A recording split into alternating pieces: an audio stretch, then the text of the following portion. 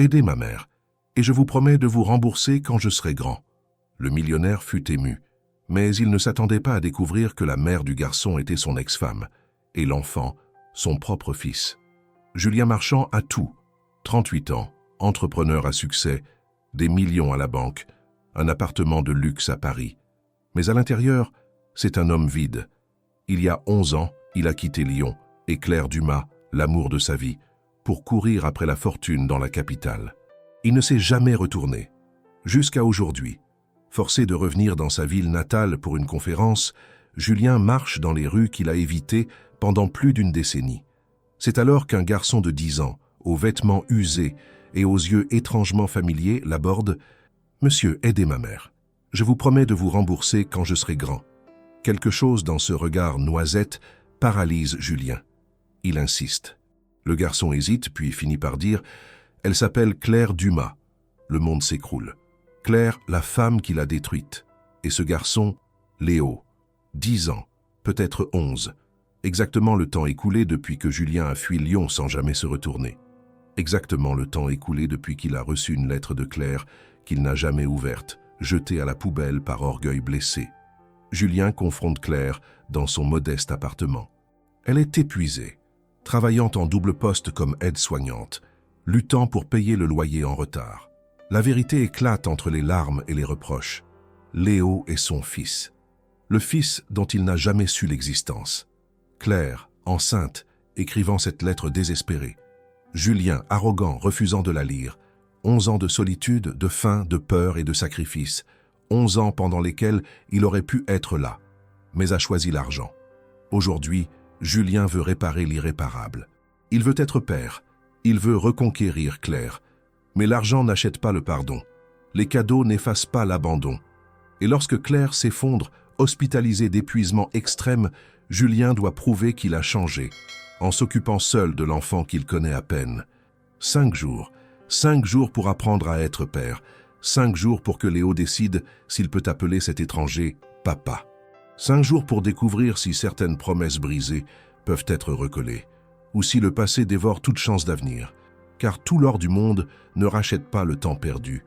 Mais peut-être, juste peut-être, que l'amour peut reconstruire ce que l'égoïsme a détruit. Paris, 16e arrondissement, 6h45 du matin. Le réveil digital affiche les chiffres lumineux dans l'obscurité de la chambre. Julien Marchand ouvre les yeux avant même que l'alarme ne sonne. C'est toujours ainsi. Depuis des années, son corps a appris à anticiper le réveil, comme si dormir plus longtemps constituait une perte de temps inadmissible. Il tend le bras vers la table de nuit en bois de rose, désactive l'alarme qui n'aura jamais l'occasion de retentir et se redresse dans le lit king size dont il n'occupe qu'un seul côté. L'appartement de 180 mètres carrés baigne dans le silence.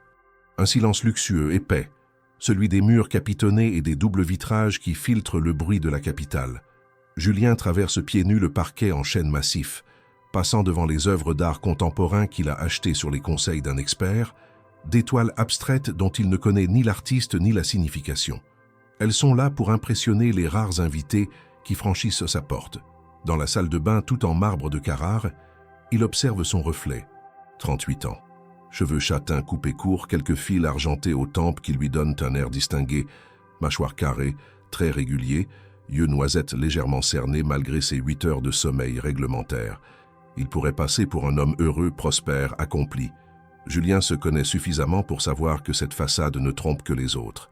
La routine matinale se déroule avec la précision d'un rituel militaire. Douche brûlante, rasage impeccable. Costume anthracite Brioni, chemise blanche Charvet, cravate Hermès bleu marine. Chaque geste est mécanique, dénué d'intention véritable. Il enfile ses vêtements comme une armure, une seconde peau qui lui permet d'affronter le monde extérieur sans jamais vraiment s'y exposer. Dans la cuisine équipée dernier cri, il prépare son café avec la machine italienne à 12 000 €. Un double expresso, noir, sans sucre. Il le boit debout, face à la baie vitrée qui offre une vue imprenable sur les toits parisiens et la tour Eiffel au loin. Le ciel de novembre est gris perle, lourd de pluie. Julien ne regarde pas vraiment le paysage. Ses yeux fixent un point invisible, perdu quelque part entre le présent et un passé qu'il s'efforce d'oublier depuis 11 ans. Le téléphone vibre sur le comptoir en granit noir. 10 messages professionnels déjà. 3 demandes de réunion. Une invitation à un gala de charité qu'il déclinera comme toujours. Julien parcourt les notifications avec lassitude. Tout cela lui semble vide, mécanique, dépourvu de sens. À 7h30 précise, il quitte l'appartement. Le gardien de l'immeuble haussmannien le salue respectueusement. « Bonjour, monsieur Marchand ». Julien répond d'un hochement de tête poli mais distant. Il a oublié le prénom de cet homme qui pourtant le voit chaque jour depuis 6 ans. La Mercedes classe S noire l'attend dans le parking souterrain. Julien s'installe au volant, démarre le moteur qui ronronne avec une discrétion germanique. Il pourrait prendre un chauffeur, comme la plupart de ses associés. Mais conduire lui donne l'illusion de contrôler au moins une chose dans sa vie.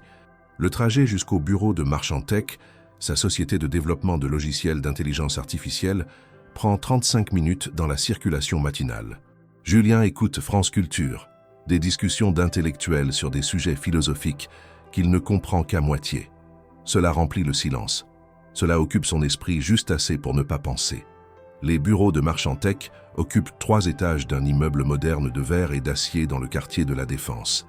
Julien a fondé l'entreprise il y a 12 ans, après avoir quitté Lyon et rompu avec tout ce qui représentait sa jeunesse.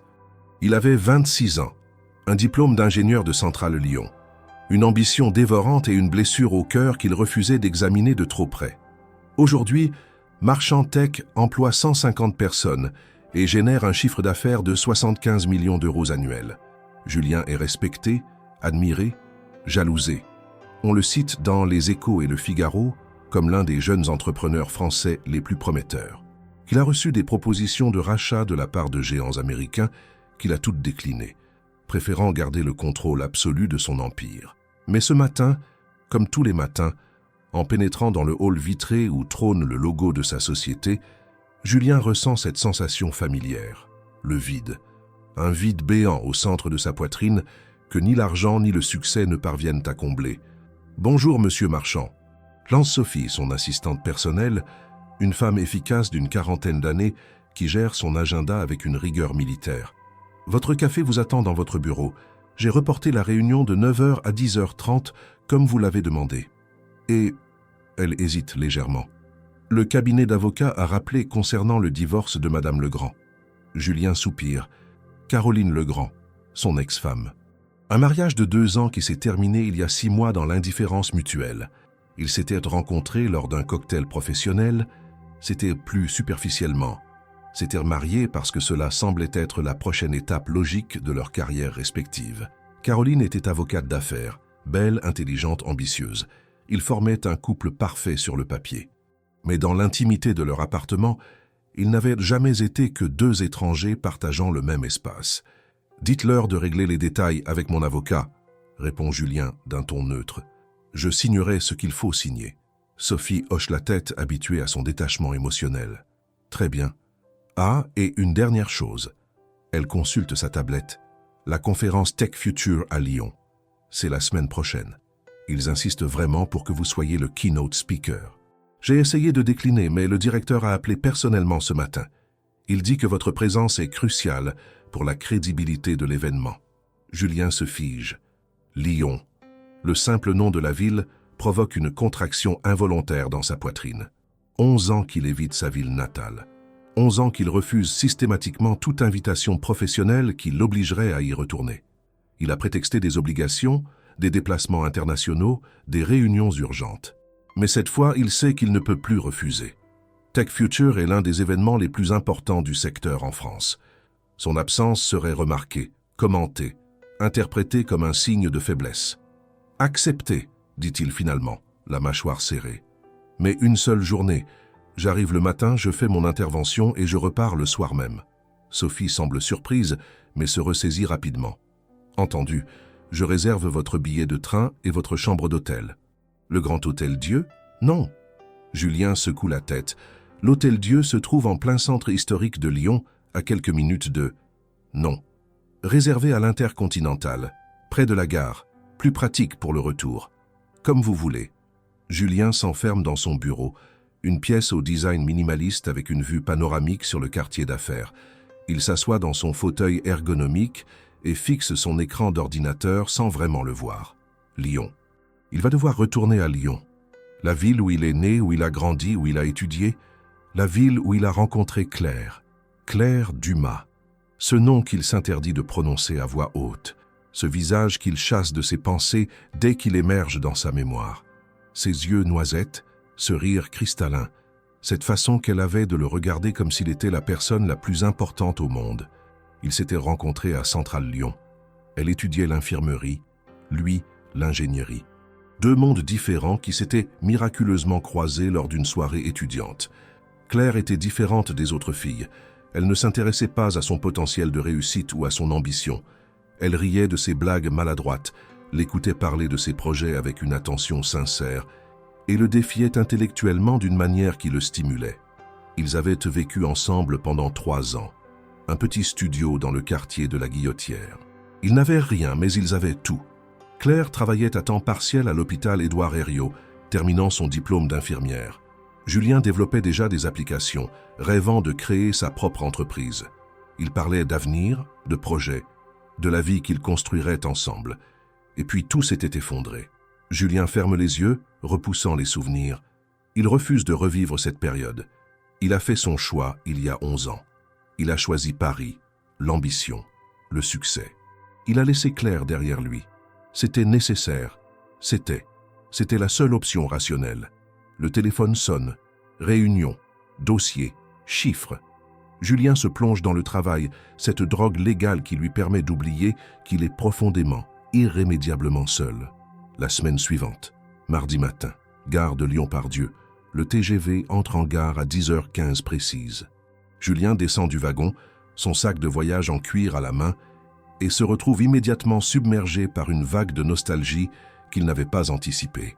L'odeur caractéristique de la gare, mélange de café, de viennoiserie et d'air conditionné, le ramène instantanément en arrière. Combien de fois est-il venu chercher Claire ici, quand elle rentrait de visite familiale en Savoie? Combien de fois se sont-ils embrassés sur le quai numéro 3, indifférents au regard des passants? Il secoue la tête et se dirige vers la sortie. Lyon n'a pas beaucoup changé. La gare Part-Dieu, avec son architecture brutale des années 70, est toujours aussi laide. Mais dès qu'il franchit les portes automatiques, il retrouve l'atmosphère unique de la ville. Le ciel est chargé, gris anthracite, typique de novembre. Une bruine fine tombe sur les boulevards. Julien remonte le col de son manteau en cachemire et héle un taxi. Intercontinental, s'il vous plaît. Le chauffeur, un homme d'une 50aine d'années au fort accent lyonnais, démarre et s'engage dans la circulation. « Vous êtes en voyage d'affaires, monsieur ?»« Oui, une conférence. »« Tech Future ?»« Mon fils travaille dans l'informatique. Il en a parlé. Ça a l'air important. » Le chauffeur jette un coup d'œil dans le rétroviseur. « Vous connaissez Lyon ?»« J'y ai vécu. » La réponse sort malgré lui. « Il y a longtemps. »« Ah, vous verrez, la ville a bien changé. Beaucoup de nouveaux quartiers. Le centre s'est embelli. Le maire a fait un bon travail. Vous êtes de quel coin ? » « Guillotière. » Le chauffeur siffle entre ses dents. « La Guillotière. Eh bien, ça oui, ça a changé là-bas. C'est devenu un quartier branché maintenant. Plein de petits restaurants, de bars à bières artisanales. Les loyers ont flambé. » Julien regarde par la vitre, observant la ville défiler. Les grands boulevards, les immeubles haussmanniens, les tramways modernes qui glissent silencieusement. Lyon a effectivement évolué, s'est modernisé, mais garde cette élégance bourgeoise qui la caractérise. La ville est plus petite que Paris, plus humaine aussi. Les gens marchent moins vite, se saluent dans la rue, prennent le temps de s'arrêter dans les boulangeries pour discuter avec la vendeuse.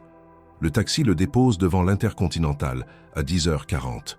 Julien s'enregistre rapidement, monte dans sa chambre au 7e étage et jette son sac sur le lit. La conférence ne commence qu'à 14h. Il a du temps, trop de temps. Il pourrait travailler sur son ordinateur, préparer son intervention, mais il se sent soudain claustrophobe dans cette chambre d'hôtel anonyme. Il redescend et sort de l'hôtel. La bruine s'est transformée en une pluie fine mais constante. Julien ouvre son parapluie et se met à marcher sans destination précise. Ses pas le guident instinctivement vers le centre-ville. Il traverse la place Bellecour, immense et presque vide sous la pluie. La statue équestre de Louis XIV se dresse au centre, impassible face aux intempéries. Julien se souvient avoir traversé cette place des centaines de fois avec Claire. Il venait ici le dimanche, achetait des marrons chauds en hiver, s'asseyait sur les bancs en été pour regarder les touristes. Il continue vers les quais du Rhône. Le fleuve est gonflé par les pluies automnales. Ses eaux grises et tumultueuses charrient des branches mortes. Julien s'arrête sur le pont Lafayette et observe le courant. C'est là, exactement à cet endroit, qu'il avait demandé Claire en « Non, il ne va pas là, pas maintenant ». Il reprend sa marche remontant vers les terreaux, puis vers la Croix-Rousse. Ses jambes le portent, sans qu'il y pense vraiment, suivant un itinéraire gravé dans sa mémoire musculaire. Il passe devant des cafés qu'il reconnaît, d'autres qui ont disparu remplacés par des chaînes modernes. Lyon change, mais conserve son âme. À 11h30, Julien réalise qu'il se trouve à quelques rues de la Guillotière, son ancien quartier, le quartier où il a vécu avec Claire. Il hésite, son cœur battant soudain plus vite. Il devrait faire demi-tour. Il devrait retourner à l'hôtel, préparer son intervention, rester concentré sur son objectif professionnel. Mais une force invisible le pousse à continuer. Il traverse le Rhône par la passerelle du collège et se retrouve dans les ruelles étroites de la Guillotière. Le quartier a effectivement changé. Les façades ont été rénovées, les trottoirs élargis, des boutiques bio et des cafés hipsters ont remplacé les anciennes épiceries. Mais l'essence du lieu reste la même. Ce mélange unique de culture, cette atmosphère cosmopolite, cette énergie populaire. Julien s'arrête devant un immeuble de 5 étages à la façade ocre. C'est là qu'il vivait avec Claire. 3e étage, porte à gauche. Il lève les yeux vers les fenêtres. Quelqu'un d'autre y habite maintenant. Bien sûr. 11 ans ont passé. Claire a certainement déménagé, peut-être même quitté Lyon. Peut-être s'est-elle mariée, a eu des enfants. Cette pensée lui serre la gorge d'une manière inattendue. « Monsieur ?» Julien sursaute et se retourne. Un garçon se tient devant lui. 10 ans, peut-être 11. Cheveux châtains légèrement trop longs, yeux noisettes immenses, vêtements propres mais visiblement usés. Un jean délavé, un sweatshirt gris à capuche, des baskets dont les semelles commencent à se décoller. L'enfant le regarde avec une intensité troublante, comme s'il évaluait quelque chose en lui. « Oui », répond Julien surpris. Le garçon hésite, puis prend une grande inspiration. « Monsieur, vous avez l'air d'être quelqu'un de bien. » Sa voix est claire, posée, beaucoup trop mature pour son âge. « J'ai besoin d'aide. Ma mère a besoin d'aide. » Julien fronce les sourcils, instantanément sur ses gardes. Il vit à Paris depuis trop longtemps, a développé cette méfiance urbaine envers les sollicitations de rue. « Ton père sait que tu demandes de l'argent aux inconnus ?»« Je n'ai pas de père. » La réponse est directe, sans apitoiement. « Et je ne demande pas de l'argent. » Enfin, si, mais... Le garçon se mord la lèvre inférieure, cherchant ses mots. « Je ne suis pas un mendiant, monsieur. Je vous promets que je vous rembourserai. Quand je serai grand, quand je travaillerai, je vous le promets. » Il y a quelque chose dans la façon dont l'enfant parle qui touche Julien malgré lui. Une dignité, une détermination qui ne cadre pas avec une arnaque classique. « Comment tu t'appelles ?»« Léo. » Le garçon tend une main petite, mais étonnamment ferme. « Léo Dumas. Dumas. » Le nom résonne comme un coup de tonnerre. Julien sent ses jambes se dérober légèrement. Non, c'est impossible. C'est juste une coïncidence. Dumas est un nom commun en France. Ça ne peut pas être. Ça ne veut rien dire. « Ta mère », commence Julien, la voix soudain étranglée. « Comment elle s'appelle, ta mère ?» Léo le regarde surpris par la question. « Pourquoi ?»« Julien cherche une excuse rationnelle. « Je veux m'assurer que c'est sérieux. Si je dois aider quelqu'un, je veux savoir à qui j'ai affaire. » L'enfant semble peser le pour et le contre, puis hausse les épaules. « Elle s'appelle Claire, Claire Dumas. Elle travaille comme aide-soignante à l'hôpital. Mais elle est fatiguée tout le temps. On a des factures en retard. Le propriétaire veut nous expulser si on ne paie pas avant la fin du mois. » Le monde bascule. Julien entend les mots comme à travers une épaisseur de coton. Claire, Claire Dumas. Ici, à Lyon, dans la Guillotière. Et cet enfant. Ce garçon de 10 ans avec des yeux noisettes identiques aux siens. « Léo !» Une voix féminine retentit depuis l'entrée de l'immeuble. « Léo, où es-tu ?»« Il faut que j'y aille, » dit rapidement le garçon. Il fouille dans la poche de son sweat et en sort un bout de papier froissé sur lequel est griffonnée une adresse. « Si vous voulez aider, on habite ici, appartement B12, mais... » Il hésite. « Ne venez pas quand ma mère est là. Elle n'aime pas qu'on demande de l'aide. Elle est fière. »« Léo !» Le garçon s'éloigne en courant et disparaît dans l'immeuble. Julien reste cloué sur place, le morceau de papier serré dans son poing. Son cœur bat à tout rompre. Sa respiration est courte, saccadée. Claire, elle est ici. Elle a un fils qui a 10 ans. Non, plutôt 11, en comptant bien. 11 ans. Exactement le temps qui s'est écoulé depuis leur séparation. Non, non, c'est impossible. Julien refuse d'envisager cette possibilité. Claire lui aurait dit, elle l'aurait contacté, à moins qu'elle ait essayé. Cette lettre qu'il avait reçue quelques semaines après son départ pour Paris. Une lettre de Claire qu'il avait jetée sans l'ouvrir, trop en colère, trop blessé par leur rupture brutale. Et si? Julien doit s'asseoir. Il trouve un banc quelques mètres plus loin et s'effondre, la tête entre les mains. Les passants le regardent avec inquiétude, mais il s'en fiche.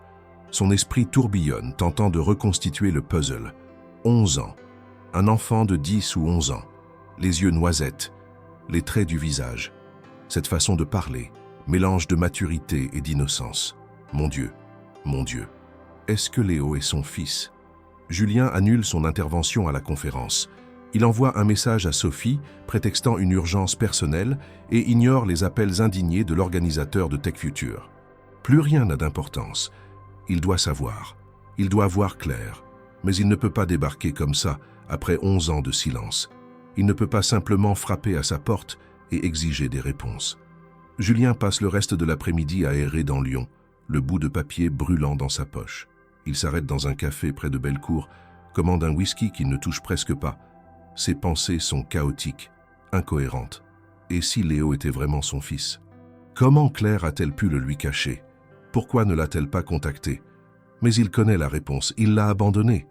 Il est parti du jour au lendemain, sans explication véritable, parce qu'il avait reçu cette offre incroyable à Paris, cette opportunité de créer sa start-up avec des investisseurs. Il avait demandé à Claire de venir avec lui. Elle avait refusé. Elle venait tout juste de commencer son poste à l'hôpital Édouard Herriot. Elle ne voulait pas tout abandonner. Ils s'étaient disputés. Des mots terribles avaient été échangés. Julien l'avait accusé de ne pas croire en lui, de ne pas le soutenir dans ses ambitions. Claire avait rétorqué qu'il n'avait jamais vraiment tenu à elle, qu'il était prêt à sacrifier leur relation pour sa carrière. La dispute avait duré des heures, puis des jours. Et finalement, Julien était parti. Il avait fait ses valises et pris le train pour Paris, persuadé qu'elle finirait par le suivre. Elle ne l'avait jamais fait. Et lui, orgueilleux et blessé, n'avait jamais essayé de renouer le contact. Jusqu'à cette lettre, quelques semaines plus tard. Une lettre qu'il avait jetée sans l'ouvrir, certain qu'elle contenait des reproches ou des accusations. Il voulait tourner la page, aller de l'avant. Il s'était convaincu que c'était mieux ainsi. Mais si elle annonçait sa grossesse dans cette lettre, si elle lui demandait de l'aide, si elle avait besoin de lui et qu'il n'avait jamais répondu. Julien sort son téléphone et appelle Sophie. « J'ai besoin que tu retrouves quelque chose pour moi. Dans les archives de mon ancien appartement à Paris, il doit y avoir des cartons de mes affaires personnelles.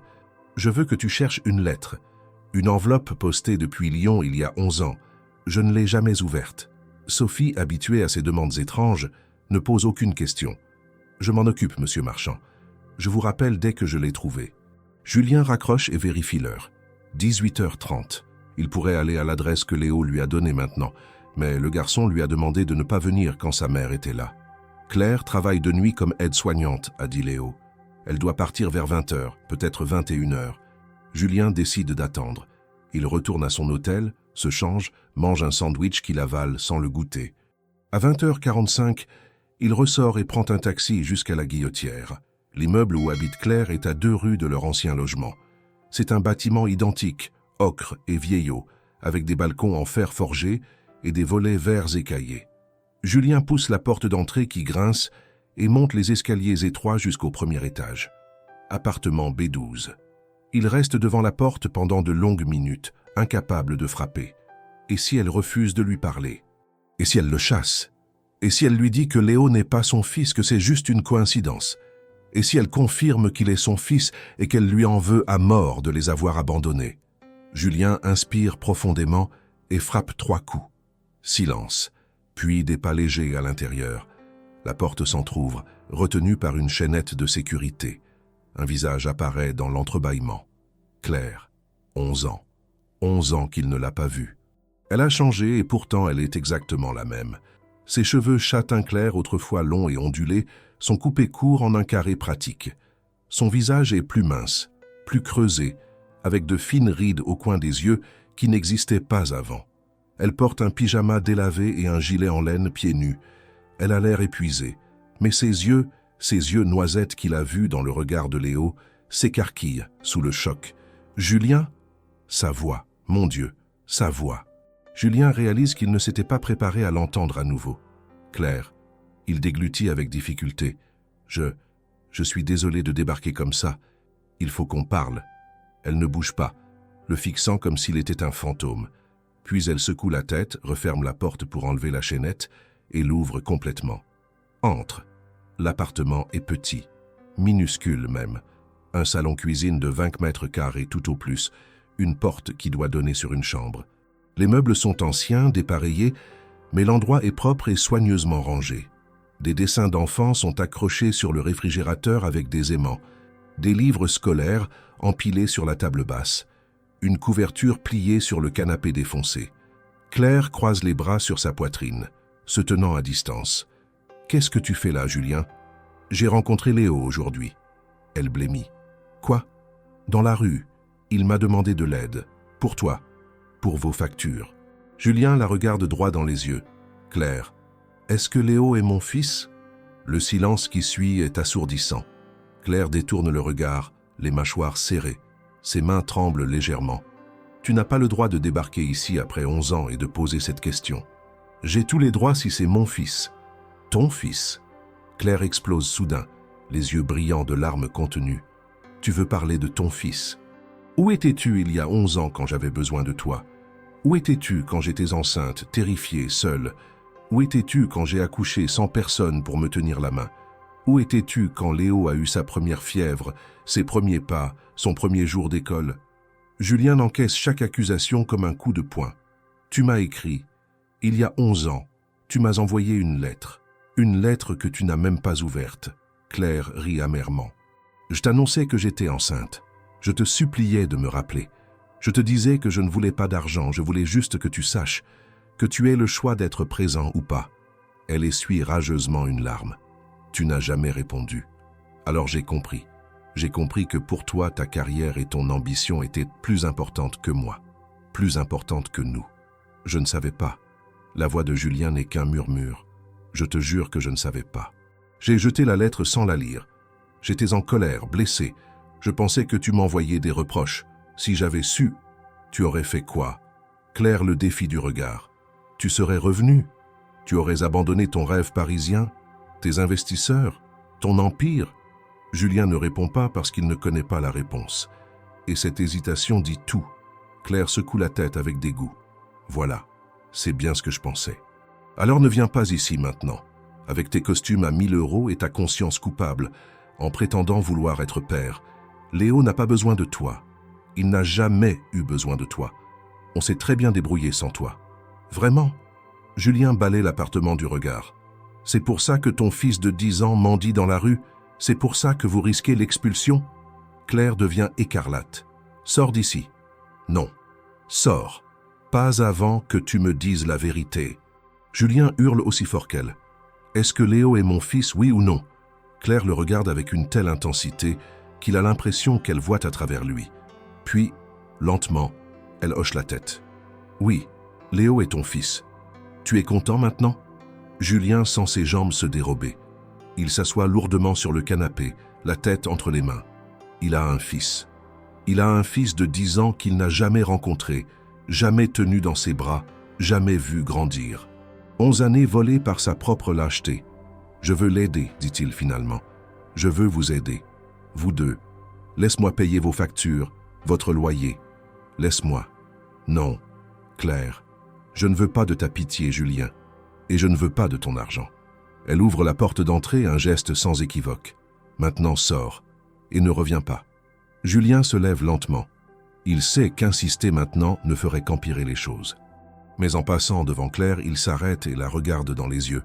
« Je ne vais pas disparaître cette fois. Que tu le veuilles ou non, Léo est mon fils. Et je vais trouver un moyen d'être là pour lui, pour vous deux. » Claire ne répond pas. Elle referme simplement la porte derrière lui et Julien entend le claquement sec du verrou. Il reste dans le couloir sombre, tremblant de la tête aux pieds. Puis il sort son téléphone et appelle Sophie. « La lettre, tu l'as trouvée ?»« Oui, monsieur Marchand. Je vous l'envoie par coursier express demain matin. »« Non, ouvre-la, lis-la moi. » Sophie hésite, mal à l'aise. « C'est très personnel, monsieur. Lis-la moi. Ce n'est plus une demande, c'est un ordre. » Un froissement de papier, puis la voix de Sophie, mal assurée. « Julien, je sais que tu ne veux probablement plus entendre parler de moi. Je sais que je t'ai déçu en refusant de te suivre à Paris. Mais il faut que tu saches quelque chose d'important. Je suis enceinte, de 3 mois. C'est ton enfant. Je ne te demande rien. Si tu veux faire partie de sa vie, appelle-moi. Si tu ne veux pas, je comprendrai. Mais il fallait que tu saches.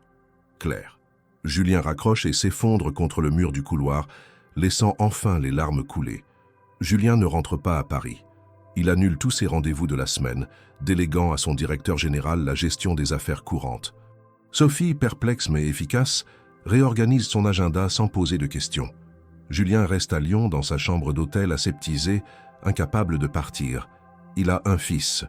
Cette réalité tourne en boucle dans son esprit, l'empêchant de dormir, de manger, de penser à autre chose. Le lendemain matin, il se poste discrètement près de l'école primaire Jules Ferry, dans le quartier de la Guillotière. À 8h15, il voit Claire et Léo arriver à pied. Claire a les traits tirés, les yeux cernés d'une nuit sans sommeil. Elle porte sa tenue d'aide-soignante sous un manteau élimé trop fin pour le froid de novembre. Léo marche à côté d'elle, son cartable trop grand sur ses épaules étroites. Il ne parle pas, mais le garçon glisse sa main dans celle de sa mère, et ce geste simple serre le cœur de Julien. Claire embrasse Léo sur le front, lui murmure quelques mots que Julien ne peut entendre, puis s'éloigne en direction de l'arrêt de bus. Léo franchit le portail de l'école, rejoignant un groupe de camarades. Julien observe la scène de loin, se sentant comme un étranger, un intrus dans une vie qui s'est construite sans lui. Il attend que Claire soit partie, puis s'approche du portail. Un surveillant lui demande s'il cherche quelqu'un.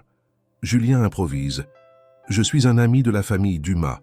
Je voulais juste m'assurer que Léo allait bien. » Le surveillant, un homme bedonnant d'une 50aine d'années, le regarde avec méfiance. « Claire ne nous a pas parlé de vous. C'est normal, je viens de réapparaître dans leur vie après une longue absence. » L'homme hausse les sourcils, mais ne dit rien. Julien comprend qu'il ne pourra pas approcher Léo ici, pas sans l'autorisation de Claire. Il s'éloigne, frustré, et passe le reste de la matinée à errer dans Lyon. À midi, il entre dans une agence immobilière du quartier de la Guillotière. La conseillère, une jeune femme dynamique aux cheveux coupés en carré, l'accueille avec un sourire professionnel. « Bonjour, monsieur. Comment puis-je vous aider ? Je cherche des informations sur un appartement spécifique. » Julien donne l'adresse de Claire. « L'appartement B12. Je voudrais savoir qui est le propriétaire et s'il y a des impayés de loyer. » La conseillère fronce les sourcils. « C'est très inhabituel comme demande, monsieur. Puis-je savoir pourquoi ? » « Je suis un membre de la famille. Je veux aider, mais discrètement. » Julien sort une carte de visite de Marchantec. « Je suis prêt à régler tous les arriérés de loyer, plus 3 mois d'avance, sans que la locataire le sache. » L'argent parle toujours. La conseillère vérifie dans son système informatique. L'appartement appartient à une SCI gérée par notre agence. Effectivement, il y a 2 mois d'impayés, plus les charges. Le propriétaire a envoyé un courrier de mise en demeure la semaine dernière. Combien ? 3 200 € au total. Julien sort son chéquier sans hésiter. « Je règle maintenant, mais je veux que cela reste anonyme. Vous envoyez une lettre à Madame Dumas disant qu'un bienfaiteur anonyme a réglé sa dette. » La conseillère semble mal à l'aise, mais accepte. L'argent change de main. Julien sort de l'agence avec un sentiment mitigé. Il vient d'acheter un sursis pour Claire et Léo, mais au fond de lui, il sait que ce n'est qu'un pansement sur une blessure profonde. L'argent ne règle pas les vraies questions. L'argent ne crée pas de lien. Les jours suivants, Julien multiplie les interventions discrètes. Il contacte le directeur de l'école Jules Ferry et finance anonymement une bourse d'excellence qui, par hasard, sera attribuée à Léo Dumas, couvrant tous les frais de cantine, de sorties scolaires et de fournitures. Il se renseigne sur les difficultés financières de Claire et règle discrètement ses factures d'électricité et d'eau. Il commande même des courses alimentaires livrées à son adresse, prétendument gagnées dans un concours fictif. Mais Julien veut plus que cela. Il veut rencontrer Léo, lui parler, apprendre à le connaître. Il veut rattraper 11 ans d'absence, même s'il sait que c'est impossible. Alors, il commence à traîner dans le quartier, aux heures où Léo sort de l'école. Le 3e jour, il le croise par hasard, dans une boulangerie où le garçon achète un pain au chocolat. « Léo ?» fait Julien en feignant la surprise. Le garçon lève les yeux de son porte-monnaie. Son visage s'illumine légèrement. « Monsieur, vous êtes revenu ?»« Oui, j'avais encore du travail à Lyon. » Julien s'accroupit pour être à sa hauteur. « Tu as bien réfléchi à ce que tu m'as demandé l'autre jour. » Léo jette un coup d'œil nerveux autour de lui, comme s'il craignait que quelqu'un l'entende. « Vous avez vraiment l'intention d'aider ma mère ?»« Oui, mais j'ai besoin de mieux comprendre votre situation. » Julien choisit ses mots soigneusement. « Est-ce que tu accepterais de prendre un chocolat chaud avec moi? On pourrait discuter. » Le garçon hésite. Sa mère lui a certainement appris à ne pas suivre les inconnus. Mais il y a quelque chose dans le regard de Julien qui le rassure, ou peut-être le fascine. D'accord, mais pas longtemps. Maman rentre à 5 heures. Il s'installe dans un café chaleureux de la rue de la Guillotière. Léo commande un chocolat chaud avec de la crème chantilly, Julien un café qu'il ne touche pas. Il observe son fils, mon Dieu, son fils, avec une avidité qu'il ne peut dissimuler. Chaque détail le fascine. La façon dont Léo souffle sur son chocolat chaud pour le refroidir, ses sourcils froncés quand il réfléchit, ses mains tachées d'encre bleue, preuve d'une journée d'école bien remplie. « Alors, parle-moi de toi, » commence Julien. « Tu aimes l'école? C'est pas mal. » Léo hausse les épaules. « Je suis bon en maths et en sciences, moins en français. Madame Dupont dit que j'ai des lacunes grammaticales. » Il prononce les mots avec une mimique amusée. « Mais je lis beaucoup. Des livres sur l'espace, les planètes, les étoiles. » « Vraiment ?» Julien sent son cœur se gonfler. « Moi aussi, j'adorais l'astronomie à ton âge. »« C'est vrai ?» Les yeux de Léo s'illuminent. « Vous savez reconnaître les constellations ?»« Quelques-unes. Orion, la Grande Ourse, Cassiopée. » Il se lance dans une discussion passionnée sur l'univers, les trous noirs, la possibilité de vie extraterrestre. Léo parle avec animation, gesticulant, renversant presque son chocolat dans son enthousiasme. Julien rit, un rire authentique qu'il n'avait pas produit depuis des années. Ce garçon est incroyable, intelligent, curieux, plein de vie. Et il est son fils. « Et ta mère ?» demande Julien après un moment. « Elle va bien ?» Le visage de Léo s'assombrit instantanément. « Elle travaille trop. Elle est toujours fatiguée. Elle prend des doubles shifts à l'hôpital pour gagner plus d'argent, mais après elle dort toute la journée et on ne peut pas faire des choses ensemble. » Il baisse les yeux. « Je sais que c'est à cause de moi. Si je n'existais pas, elle pourrait. Ne dis jamais ça. » Julien pose instinctivement sa main sur celle du garçon. « Tu n'es responsable de rien. Ta mère t'aime plus que tout au monde. Elle fait des sacrifices parce qu'elle veut te donner la meilleure vie possible. » Cass, vous la connaissez bien. Léo le regarde avec une curiosité soudaine. « Ma maman ?» Julien hésite. « Oui, je l'ai connue il y a longtemps. Elle ne m'a jamais parlé de vous. C'est normal, on s'est perdu de vue. » Julien change rapidement de sujet. « Dis-moi, qu'est-ce qui te ferait le plus plaisir si tu pouvais avoir une chose, n'importe quoi ?» Léo réfléchit longuement. « Je voudrais que maman arrête d'être triste tout le temps. » Il tortille une serviette en papier entre ses doigts. Elle sourit devant moi, mais parfois je l'entends pleurer la nuit quand elle pense que je dors. Je voudrais qu'elle soit heureuse. Julien sent sa gorge se serrer. Qu'a-t-il fait?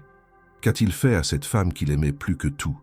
Il l'a brisée, abandonnée, laissée seule face aux plus grandes épreuves de sa vie. « Je vais essayer de l'aider, » murmure-t-il. « Je te le promets. » Ils discutent encore une demi-heure. Puis Léo regarde l'horloge murale et sursaute. « Il faut que j'y aille, maman va s'inquiéter. » Julien paie l'addition et ils sortent ensemble. Sur le trottoir, Léo hésite, puis se jette impulsivement dans les bras de Julien. « Merci, monsieur. C'était vraiment chouette de parler avec vous. » Julien referme ses bras autour du petit corps maigre de son fils et doit lutter pour ne pas éclater en sanglots. « Moi aussi, Léo, moi aussi. » Le garçon s'éloigne en courant, son cartable cognant contre son dos. Julien reste sur le trottoir immobile jusqu'à ce qu'il disparaisse au coin de la rue. 3 jours plus tard, Claire débarque à l'hôtel Intercontinental. Julien est dans sa chambre, en train de travailler sur son ordinateur quand la réception l'appelle. « Monsieur Marchand, il y a une dame qui insiste pour vous voir. Elle dit que c'est urgent. » Son nom? Claire Dumas. Le cœur de Julien fait un bond. Faites-la monter. 2 minutes plus tard, on frappe violemment à sa porte. Julien ouvre et recule instinctivement. Claire se tient dans le couloir, le visage écarlate, les yeux brillants de fureur. Elle entre en trombe, claquant la porte derrière elle. « Comment osais-tu » Julien lève les mains en signe d'apaisement. « Claire, calme-toi. »« Me calmer ?» Elle rit, un rire hystérique. « Tu interviens dans ma vie. Tu manipules tout derrière mon dos. Tu achètes mon fils avec des chocolats chauds et des discussions sur les étoiles. Et tu me demandes de me calmer. Je n'achète personne. »« Ah non ?» Claire sort une liasse de papier de son sac et les jette sur le lit. « L'agence immobilière qui m'annonce qu'un bienfaiteur anonyme a réglé mes dettes de loyer. L'école qui m'informe que Léo a reçu une bourse miraculeuse. Les factures d'électricité mystérieusement payées. Les courses livrées à domicile. » Elle pointe un doigt accusateur vers lui. « Tu crois que je suis idiote? Tu crois que je n'allais pas comprendre ?» Julien serre les mâchoires. « Je voulais juste vous aider. »« Nous n'avons pas besoin de ton aide. » Claire crie si fort que sa voix se casse. « On s'est débrouillé pendant 11 ans sans toi. On n'a pas besoin de ta charité maintenant. Ce n'est pas de la charité, c'est ma responsabilité. Léo est mon fils. » « Non. » Claire secoue la tête avec véhémence. « Léo est mon fils. Je l'ai porté pendant 9 mois. J'ai accouché seul, sans personne pour me soutenir. J'ai veillé sur lui quand il était malade. Je l'ai consolé quand il pleurait. Je l'ai nourri, habillé, éduqué, seul. Tu n'es qu'un donneur de sperme. Tu n'as aucun droit sur lui. » Les mots frappent Julien comme des gifles. « J'ai le droit légal. Au diable les droits légaux. » Les larmes commencent à couler sur les joues de Claire, mais elle ne les essuie pas. « Tu veux quoi, Julien ? Obtenir la garde partagée, arracher Léo à sa vie, à ses repères, pour qu'il passe des week-ends dans ton appartement luxueux à Paris, où tu lui achèteras des jouets hors de prix en pensant que ça compense ton absence. Je ne veux pas l'arracher à toi. Je veux juste. » Julien cherche ses mots. « Je veux faire partie de sa vie. Je veux le connaître. Je veux rattraper le temps perdu. » On ne rattrape pas 11 ans, Julien. La voix de Claire se brise. Tu ne peux pas débarquer maintenant avec tes bonnes intentions et ton compte en banque et effacer tout ce que j'ai vécu. Tu ne peux pas effacer les nuits où j'avais peur de ne pas pouvoir payer le loyer. Les fois où j'ai dû choisir entre acheter à manger et payer les médicaments. Les anniversaires où je n'avais pas les moyens d'offrir un cadeau à mon fils. Elle s'effondre sur le bord du lit, la tête entre les mains. Tu ne sais rien de ce qu'on a traversé. Julien s'agenouille devant elle. Alors dis-moi, explique-moi. Laisse-moi comprendre. Claire le regarde avec une tristesse infinie. Quand j'ai découvert que j'étais enceinte, j'étais terrifiée. J'avais 26 ans, un boulot précaire, pas de famille proche. Mes parents étaient morts dans un accident de voiture 2 ans plus tôt. Je n'avais que toi. Elle inspire difficilement. Je t'ai écrit cette lettre en tremblant. J'espérais que tu reviendrais, que tu me dirais qu'on allait affronter ça ensemble. Mais tu n'as jamais répondu. Alors j'ai compris que j'étais vraiment seul. Claire, laisse-moi finir. Elle lève une main. L'accouchement a été difficile. 23 heures de travail. Aucune famille, aucun ami proche. Juste une sage-femme débordée qui passait toutes les heures. Quand Léo est né, quand ils l'ont posé sur mon ventre, j'ai pleuré. Pas de joie, de terreur. Comment allais-je élever cet enfant seul? Comment allais-je y arriver? Julien sent les larmes lui monter aux yeux. Mais je l'ai fait, continue Claire, sa voix devenant plus ferme. J'ai pris un congé maternité de 3 mois, puis je suis retourné travailler. J'ai trouvé une crèche bon marché, même si elle était loin et que les horaires ne correspondaient pas aux miens. J'ai enchaîné les gardes de nuit, les doubles shifts. J'ai appris à dormir 3 heures par jour. J'ai survécu. Elle le regarde droit dans les yeux. Je n'ai pas besoin de ta pitié, Julien, et je n'ai pas besoin de ton argent. Ce dont j'avais besoin, c'était de toi. Il y a 11 ans, pas maintenant. Julien ne sait pas quoi répondre. Comment s'excuser pour 11 années d'absence? Comment réparer l'irréparable? Et Léo? Demande-t-il finalement. Il a le droit de connaître son père, non? Léo a vécu toute sa vie sans père. Il ne te connaît pas. Pour lui, tu n'es qu'un étranger sympathique qui s'intéresse aux étoiles. Claire se lève. Ne lui fais pas de mal en t'imposant dans sa vie pour disparaître à nouveau dans 6 mois quand tu en auras assez de jouer au papa. Je ne disparaîtrai pas. Tu l'as déjà fait une fois. J'avais 26 ans. J'étais jeune, égoïste, aveuglé par l'ambition. Julien se redresse aussi. Je ne suis plus cet homme, Claire. J'ai construit mon entreprise. J'ai réussi professionnellement, mais je suis vide à l'intérieur, complètement vide. Et maintenant, je sais pourquoi. Il me manque quelque chose d'essentiel. Il me manque un fils. Il me manque. Il hésite. Il me manque toi. Claire secoue la tête. Non, tu ne peux pas dire ça. Tu ne me connais plus. Je ne suis plus la fille de 26 ans dont tu es tombé amoureux. La vie m'a endurci. Elle m'a rendue méfiante, amère. Tu es toujours la femme la plus forte que je connaisse. La force n'est pas un choix quand on n'a pas d'autre option. Claire se dirige vers la porte. Arrête d'intervenir dans nos vies, Julien. Laisse-nous tranquilles.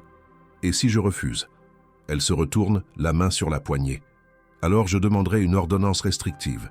Je ferai tout ce qu'il faut pour te tenir éloigné de mon fils. Notre fils. Va au diable. Claire claque la porte si fort que le cadre tremble. Julien reste seul dans la chambre d'hôtel, le silence assourdissant. Il s'assoit sur le lit, prend sa tête entre ses mains.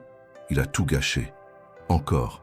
Il pensait bien faire, mais il a violé la vie privée de Claire, manipulé les situations, agi exactement comme le businessman arrogant qu'il est devenu. Il n'a pas changé. Il est toujours le même homme qui pense que l'argent résout tout, mais il refuse d'abandonner. Pas cette fois. Il doit trouver un autre moyen. Un moyen qui respecte la fierté de Claire, qui prend en compte sa souffrance, mais qui lui permette quand même de connaître son fils. 5 jours passent sans nouvelles. Julien respecte la demande de Claire et ne cherche plus à les approcher. Il reste à Lyon, travaillant depuis sa chambre d'hôtel, assistant à des visioconférences, gérant son entreprise à distance. Sophie lui demande plusieurs fois quand il compte rentrer à Paris. Il répond toujours « bientôt », sans préciser de date. Le 6e jour, un samedi, Julien se force à sortir de l'hôtel. Il ne peut pas rester cloîtré indéfiniment. Il décide de visiter le vieux Lyon, ce quartier qu'il adorait autrefois. Il marche dans les traboules, ces passages secrets qui traversent les immeubles Renaissance, admirant l'architecture historique qu'il avait oubliée. Vers 16 heures, son téléphone sonne, numéro inconnu. Il hésite, puis décroche. « Allô? Monsieur? C'est Léo. » La voix du garçon est paniquée, entrecoupée de sanglots. « S'il vous plaît, il faut venir, maman. Maman est tombée. Elle ne se réveille pas. » Le sang de Julien se glace. « Léo, où es-tu? » « À la maison. Maman était en train de faire à manger et elle est tombée. J'ai essayé de la réveiller, mais elle répond pas, j'ai peur. Écoute-moi attentivement. » Julien est déjà en train de courir vers la station de taxi la plus proche. Tu vas appeler le 15, le SAMU. Tu leur expliques ce qui se passe. Je suis en route. J'arrive dans 10 minutes. Tu m'entends? Oui, sanglote Léo. Appelle le 15 maintenant. Je ne raccroche pas. Julien entend le garçon composer le numéro d'urgence, expliquer la situation d'une voix tremblante à l'opératrice. Il monte dans un taxi et donne l'adresse, offrant 100 € de pourboire si le chauffeur fonce. Le trajet dure une éternité. Quand Julien arrive devant l'immeuble, une ambulance est déjà stationnée, gyrophare allumé. Il monte les escaliers 4 à 4 et trouve la porte de l'appartement grande ouverte. 2 ambulanciers sont penchés sur Claire, allongés sur le sol de la cuisine. Léo est recroquevillé dans un coin, le visage baigné de larmes. Julien se précipite vers lui et le prend dans ses bras. « C'est fini, je suis là, ça va aller. » Léo s'accroche à lui comme à une bouée de sauvetage. « Elle va mourir? » « Non, non, elle ne va pas mourir. » Julien serre le garçon contre lui, observant par-dessus sa tête les ambulanciers qui prennent les constantes de Claire. Elle est inconsciente, le teint cireux, la respiration superficielle. Malaise vagal dû à une fatigue extrême, annonce l'un des ambulanciers. Tension très basse, signe de déshydratation et de malnutrition. On l'emmène aux urgences de l'Édouard Herriot. Vous êtes de la famille? Je suis. Julien hésite une fraction de seconde. Je suis le père de l'enfant. Les ambulanciers hochent la tête et chargent Claire sur un brancard. Julien suit avec Léo, tenant fermement la main du garçon. Dans l'ambulance, il regarde le visage pâle de Claire, ses paupières closes, ses lèvres desséchées. Elle s'est littéralement épuisée jusqu'à l'effondrement. Aux urgences, il les sépare. Claire est emmenée en salle d'examen. Léo et Julien sont dirigés vers la salle d'attente. Le garçon ne lâche pas la main de Julien, le visage fermé, les yeux rouges. Il s'assoit sur les chaises en plastique inconfortable, entouré d'autres patients et familles anxieux. « C'est ma faute », murmure Léo après un long silence. « Si je n'existais pas, maman ne travaillerait pas autant. » « Léo, regarde-moi. » Julien se tourne pour faire face au garçon. « Ce n'est pas ta faute. Tu m'entends? Ce n'est pas ta faute, c'est la mienne. Quoi? Julien inspire profondément. Il va devoir lui dire. C'est le moment. Ta mère a dû tout assumer seule parce que je n'étais pas là. Parce que je suis parti avant même de savoir que tu existais. Si quelqu'un est responsable, c'est moi. Léo fronce les sourcils, ne comprenant pas vraiment. Mais vous ne nous connaissiez même pas. Si, je connaissais ta mère. Très bien. Julien choisit ses mots avec soin. On était ensemble, il y a longtemps, avant ta naissance. Et je suis parti parce que j'étais trop bête pour comprendre ce qui était vraiment important. Le garçon le regarde avec des yeux immenses. Vous êtes mon père? Julien hoche la tête, incapable de parler. Léo reste silencieux pendant plusieurs minutes, digérant l'information. Puis, d'une petite voix, « Maman m'a dit que mon papa était parti loin pour son travail, qu'il ne pouvait pas revenir. Elle a menti pour me protéger, pour que tu ne me détestes pas. » Julien sent les larmes lui monter aux yeux. Mais la vérité, c'est que je suis parti par égoïsme. J'ai choisi ma carrière plutôt que vous, et je le regrette tous les jours. C'est pour ça que vous vouliez nous aider? Oui. Léo réfléchit longuement. Est-ce que vous allez repartir encore? Non. Julien serre la main du garçon. Plus jamais. Je te le promets. Ils attendent pendant 3 heures. 3 heures durant lesquelles Julien apprend à connaître son fils. Léo lui parle de l'école, de ses amis, de ses rêves. Il veut devenir astronaute, explorer l'espace, découvrir de nouvelles planètes. Julien l'écoute, fasciné par l'intelligence et la maturité de cet enfant qui a grandi trop vite. Finalement, un médecin vient les voir. « Famille Dumas ?» Julien et Léo se lèvent d'un bond. « Comment va-t-elle » Madame Dumas souffre d'épuisement chronique, de dénutrition et d'anémie sévère. Le médecin consulte son dossier. Son corps a littéralement atteint ses limites. On va la garder en observation pendant au moins 48 heures et elle devra ensuite prendre un arrêt maladie d'au minimum 2 semaines. « Je peux la voir ?» demande Léo. « Elle dort pour l'instant, mais vous pourrez la voir demain matin. » Le médecin regarde Julien. « Vous êtes le père du garçon ?»« Oui. »« Parfait. Madame Dumas va avoir besoin de repos complet. Quelqu'un devra s'occuper de l'enfant pendant sa convalescence. Je m'en charge, » dit Julien sans hésiter. Le médecin hoche la tête et s'éloigne. Julien et Léo sortent de l'hôpital dans la nuit froide de novembre. Le garçon grelotte, son sweatshirt trop léger pour la température. Julien enlève son manteau en cachemire et le pose sur les épaules de l'enfant. « On va où ?» demande Léo. « Tu vas rester avec moi à l'hôtel pendant quelques jours, le temps que ta maman se rétablisse. » Julien héla un taxi. « Ça te va ?» Léo hoche la tête épuisé. Dans le taxi, il s'endort contre l'épaule de Julien, sa respiration devenant régulière. Julien regarde ce petit être endormi, ce fils qu'il connaît depuis à peine 1 semaine, et ressent un amour si puissant qu'il en a le souffle coupé. Les 5 jours qui suivent transforment la vie de Julien de manière irréversible. Le dimanche matin, il emmène Léo acheter des vêtements propres, des fournitures scolaires et quelques jouets. Pas trop, juste assez pour montrer qu'il pense à lui. Ils retournent ensuite à l'hôpital. Claire est réveillée, assise dans son lit, encore très pâle mais consciente. Quand elle voit Léo, ses yeux se remplissent de larmes de soulagement. « Mon bébé !» Léo se jette dans ses bras. « Tu m'as fait peur, maman. » Claire le serre contre elle, puis son regard se pose sur Julien, debout près de la porte. L'hostilité habituelle a disparu, remplacée par quelque chose de plus complexe, de la reconnaissance mêlée à de la méfiance. « Merci, » dit-elle simplement. « Il va rester avec moi jusqu'à ce que tu sortes, » annonce Julien. « Je vais l'emmener à l'école, m'occuper de lui. Tu n'as pas à t'inquiéter. » Claire ouvre la bouche pour protester, puis la referme. Elle est trop faible pour se battre. Et au fond d'elle, elle sait que Léo est en sécurité avec Julien. « D'accord, mais tu me le ramènes tous les soirs pour que je le voie. » Promis. Les jours s'installent dans une routine étrange mais apaisante. Chaque matin, Julien réveille Léo à 7 heures.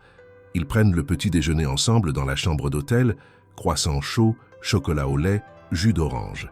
Léo lui raconte ses rêves, parle des interrogations de maths à venir, de son copain Thomas qui fait toujours des blagues en classe. Julien écoute, apprend, absorbe chaque détail de la vie de son fils.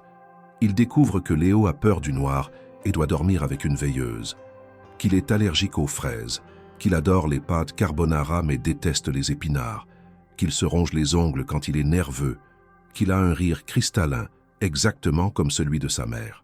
Toutes ces petites choses que les parents apprennent au fil des années Julien les absorbe en quelques jours avec une avidité désespérée. Le mardi soir, après leur visite à l'hôpital, Léo demande « On peut aller au planétarium ?»« Bien sûr. Quand ? Maintenant ?» Le garçon le regarde avec des yeux pleins d'espoir. Il y a une exposition sur les exoplanètes. Ça ferme à 21h. Julien vérifie l'heure. 19h30. Allons-y. Ils passent 1h30 à explorer l'exposition. Léo s'émerveillant devant chaque panneau, chaque maquette. Julien prend des photos discrètes avec son téléphone. Léo touchant une reproduction de Mars. Léo regardant émerveillé la projection du ciel étoilé. Léo riant en découvrant les noms bizarres de certaines exoplanètes. En rentrant à l'hôtel, Léo lui prend la main spontanément. C'était la meilleure soirée de ma vie. Julien serre cette petite main dans la sienne, incapable de répondre tant sa gorge est serrée. Le mercredi, Julien assiste à la réunion parents-professeurs de l'école. Madame Legrand, l'institutrice principale de Léo, semble surprise de le voir. « Monsieur Dumas. »« Marchand. Julien Marchand. Je suis le père de Léo. » L'enseignante consulte discrètement ses notes. « Je vois. Madame Dumas ne vous a jamais mentionné. C'est une longue histoire. » Julien s'assoit. « Parlez-moi de Léo. Comment va-t-il à l'école ?» L'institutrice sourit. Léo est un excellent élève, brillant en mathématiques et sciences. Il a une curiosité intellectuelle rare, cependant. Elle hésite. Il est parfois distant avec les autres enfants, comme s'il portait un poids sur ses épaules. Julien hoche la tête, comprenant parfaitement. Léo a dû grandir trop vite, assumer des responsabilités qui ne devraient pas être celles d'un enfant de 10 ans. Je vais essayer de changer ça. Le jeudi soir, Julien cuisine des pâtes carbonara dans la kitchenette de sa suite d'hôtel. Le résultat est catastrophique. Les pâtes sont trop cuites, la sauce trop liquide. Mais Léo dévore son assiette en déclarant que c'est délicieux. Ils éclatent de rire ensemble devant le désastre culinaire. Et ce moment simple, banal, est l'un des plus beaux de la vie de Julien. Le vendredi, Claire sort de l'hôpital. Le médecin lui ordonne un repos strict de 2 semaines. Julien ramène Léo à l'appartement, aidant Claire à monter les escaliers. Elle est encore très faible, s'appuyant lourdement sur son bras. Dans l'appartement, Julien installe Claire sur le canapé, l'entoure de coussins, lui apporte un thé chaud. Léo s'assoit à côté d'elle, la tête sur son épaule. Ils forment un tableau étrange, cette petite famille brisée qui tente maladroitement de se reconstituer. « Je vais vous laisser vous reposer, » dit Julien. « Attends. » Claire le regarde avec une expression nouvelle, adoucie. « Merci. Pour Léo, pour ces 5 jours. Il m'a dit que tu as été formidable. » Julien sent son cœur se gonfler. C'était un honneur. Julien. Claire hésite longuement. On doit parler, vraiment parler, mais pas maintenant. Je suis trop fatigué. Demain ? Demain. Julien hoche la tête. Je passerai en fin de matinée. Il s'apprête à partir quand Léo se lève et le serre dans ses bras. À demain, papa. Papa. Le mot frappe Julien comme la foudre. Léo vient de l'appeler papa. Pour la première fois, il ferme les yeux, serrant son fils contre lui, gravant ce moment dans sa mémoire pour l'éternité. Le samedi matin, Julien arrive chez Claire avec des croissants frais et des jus de fruits.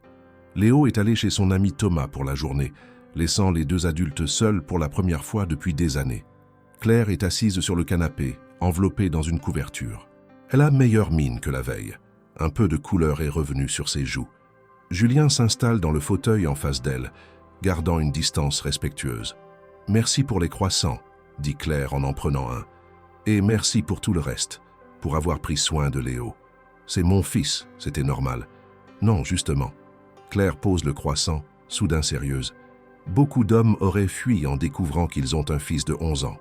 Beaucoup auraient contesté la paternité, demandé des tests ADN, cherché à minimiser leurs responsabilités. Mais toi, » sa voix se brise légèrement. « Tu l'as accepté immédiatement, sans condition. Comment aurais-je pu faire autrement ?» Julien se penche en avant. « Dès que je l'ai vu, j'ai su. C'est comme si je me regardais dans un miroir.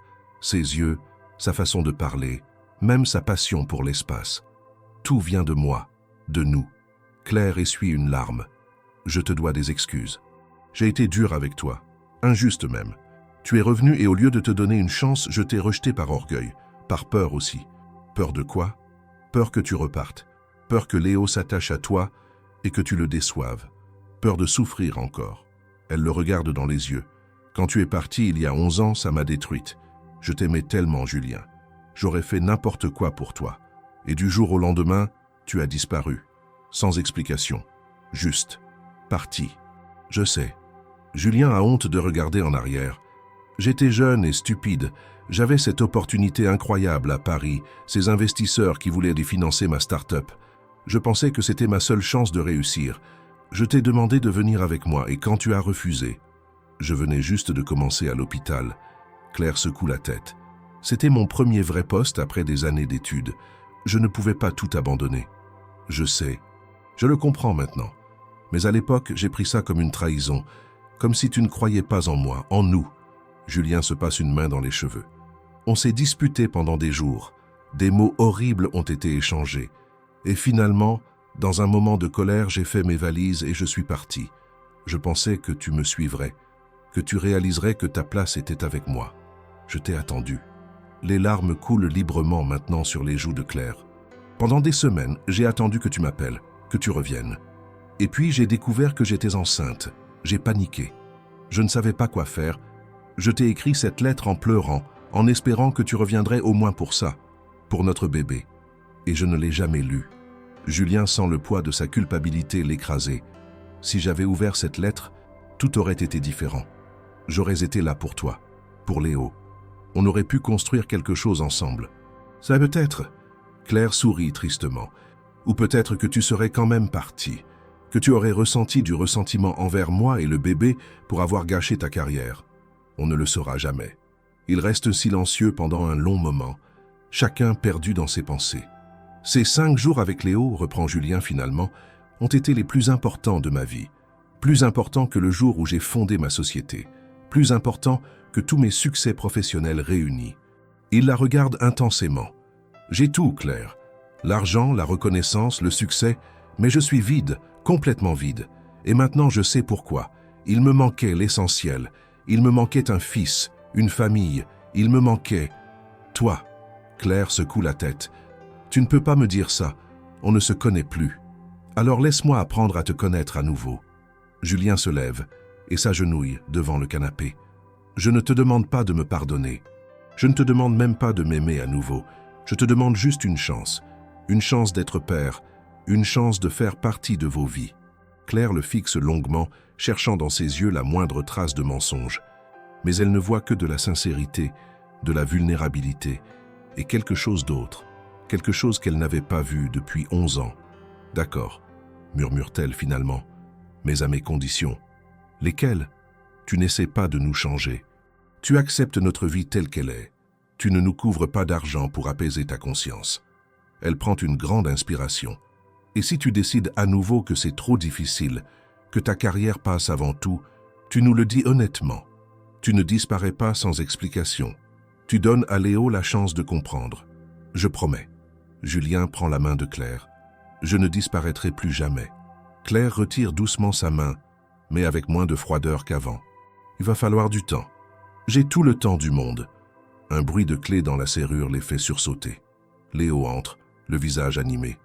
Maman, papa, devinez quoi? Thomas m'a invité à son anniversaire la semaine prochaine et il y aura un magicien et... Il s'arrête net remarquant l'atmosphère. Ça va? Claire et Julien échangent un regard, puis sourient. Oui, mon cœur, dit Claire. Tout va bien. Raconte-nous cette histoire d'anniversaire. Léo se lance dans un récit enthousiaste, pendant que Julien et Claire l'écoutent, assis côte à côte sur le canapé.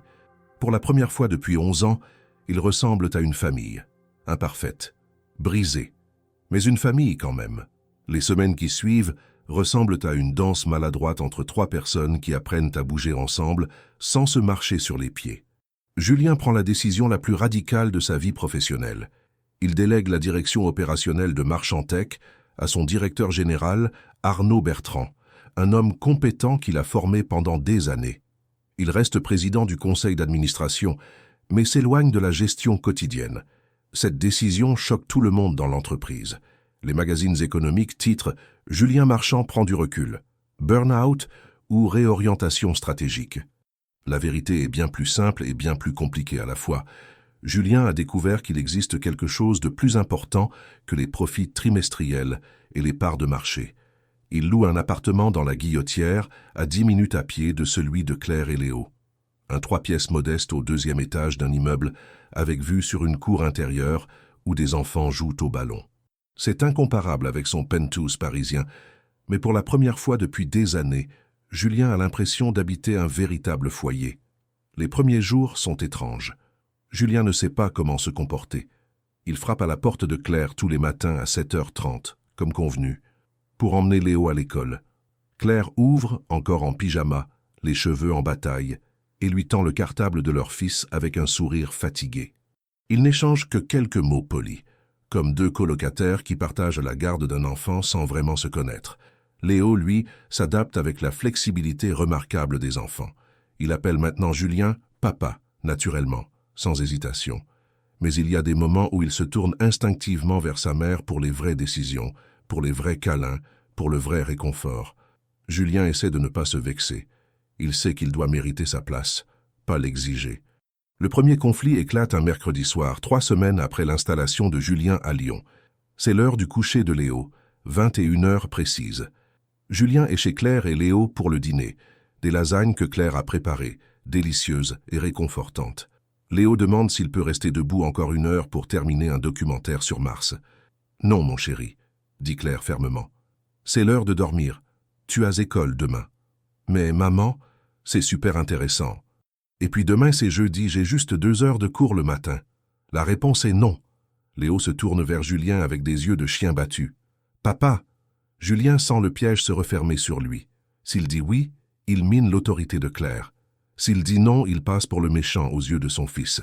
« Ta mère a raison, il faut que tu dormes. » Léo fait la moue mais obéit. Après l'avoir bordé dans sa chambre, Julien retourne au salon. Claire est en train de débarrasser la table, les gestes un peu brusques. « Je suis désolé, » dit Julien. « J'aurais dû le soutenir ou... » « Non, tu as fait exactement ce qu'il fallait. » Claire s'arrête et le regarde. « Mais ça va être comme ça, tu comprends. Il va essayer de nous monter l'un contre l'autre. C'est normal. C'est ce que font les enfants quand ils ont 2 parents. On doit être sur la même longueur d'onde. » « D'accord. » Julien hésite. « Alors, comment on fait ?» Claire s'assoit à la table épuisée. « On communique, on se parle. Si tu n'es pas d'accord avec une de mes décisions, tu ne le dis pas devant lui. Tu m'en parles après. Et vice-versa. Ça me semble logique. Et autre chose. » Claire se mord la lèvre. « Tu ne peux pas compenser 11 ans d'absence en le couvrant de cadeaux. J'ai vu le nouveau vélo, et les livres, et les vêtements. » Julien rougit légèrement. « Je voulais juste...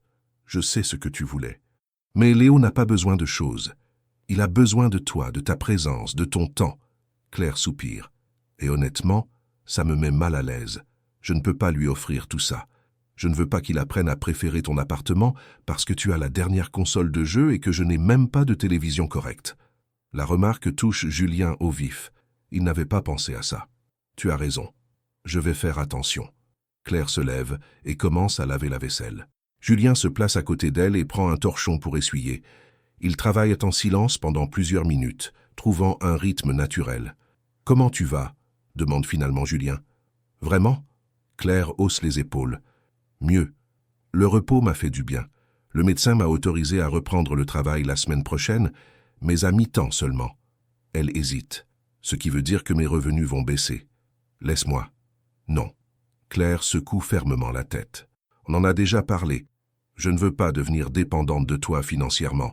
Ce n'est pas de la dépendance, c'est de la responsabilité. Léo est mon fils. Je dois contribuer à son éducation. Alors on établit une pension alimentaire officielle, par voie légale, avec un avocat. » Claire le regarde dans les yeux. Pas de versement secret, pas de cadeau anonyme.